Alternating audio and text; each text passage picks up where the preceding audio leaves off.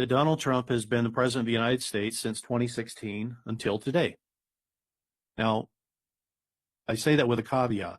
From January 2021 until January of 2025, he was not the president. However, he remained the commander-in-chief during that entirety. The reason for this is because the Joe Biden administration was a military operation. You're going to continue to hear how Joe Biden was terrible, he was derelict, he was all these terrible things, that he was incompetent on every level. The truth is, the real Joe Biden is all those things.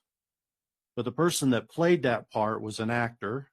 The person that played Kamala was an actress. And it was a great show. And the show was designed to present to America and the rest of the world what corruption looks like when it runs wild. However, it didn't go completely wild. It was kept within reason. So even though we all were given the show of a lifetime, they still prevented us from completely falling off a cliff. Okay.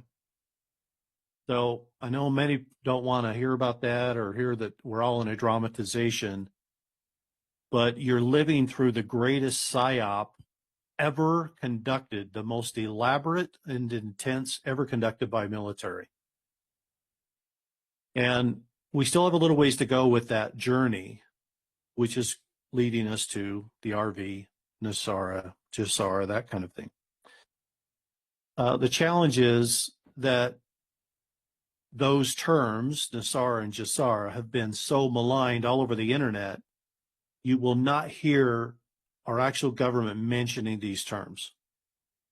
However, you will see actions taken step by step to implement the statutes and principles of what that is. And we've been watching that throughout 25 particularly.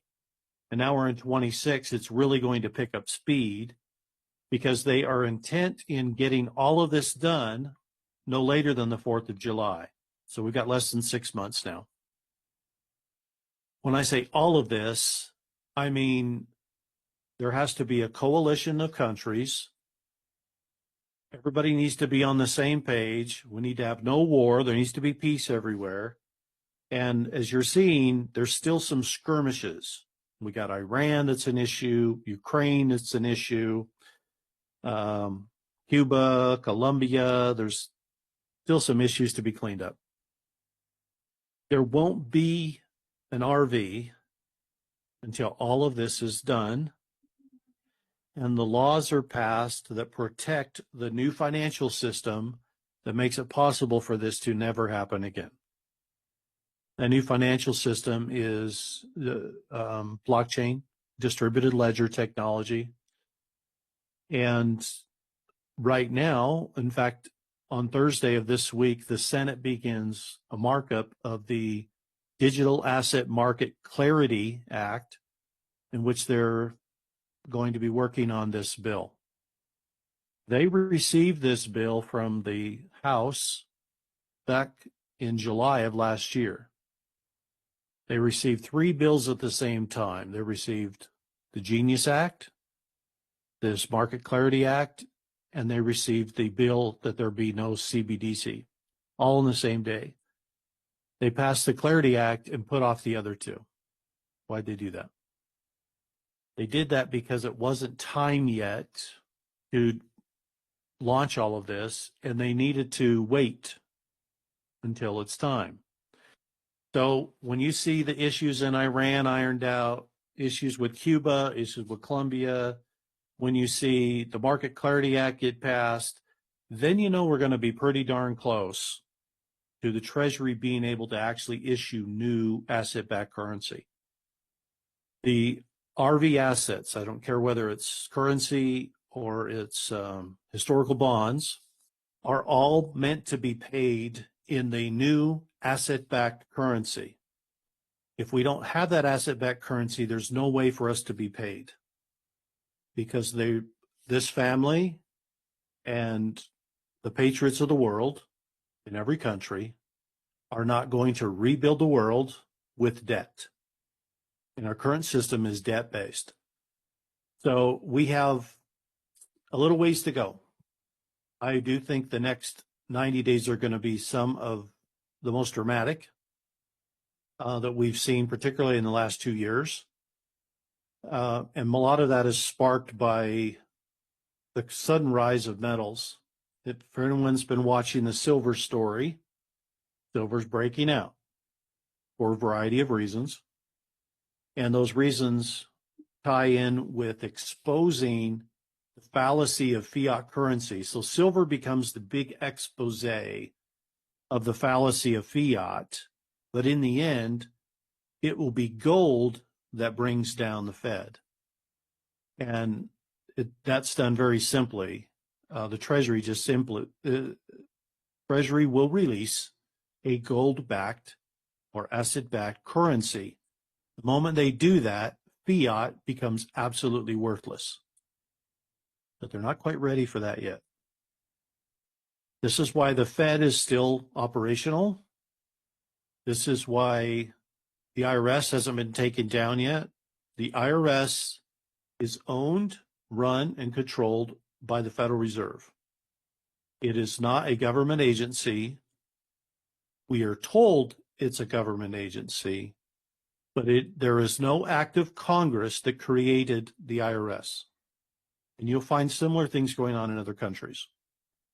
It's always the central bank that owns the collection agency, and that collection agency collects from the people and gives the money to who?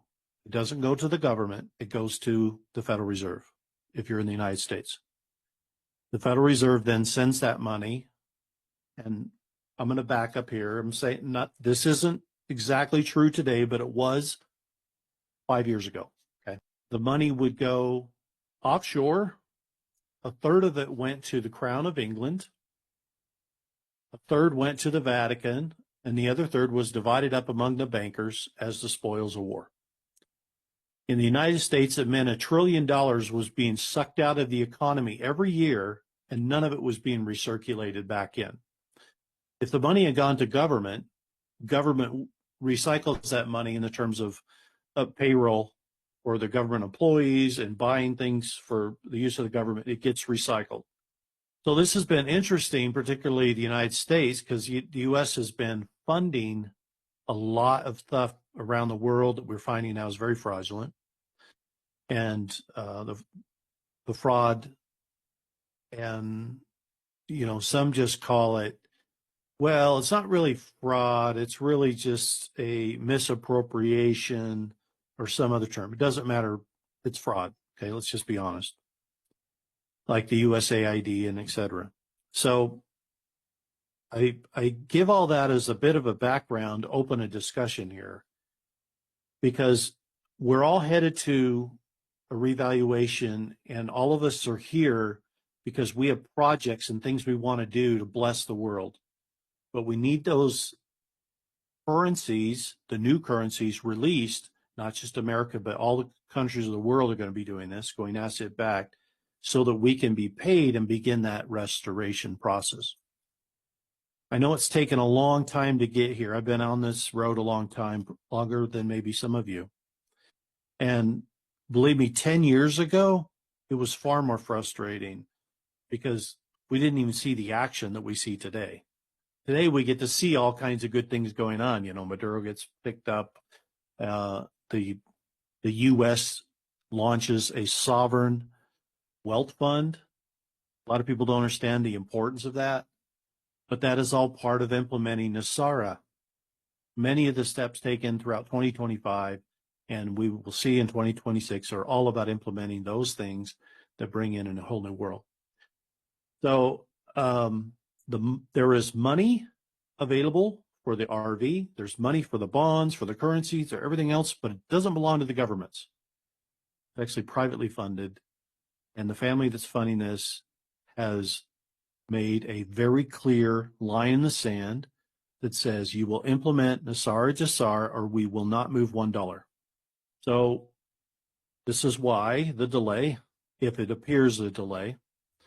It's not really been a delay at all. It's just been that we've been on a journey of trying to turn this ship around and get headed in the right direction where we can be aligned to receive the money.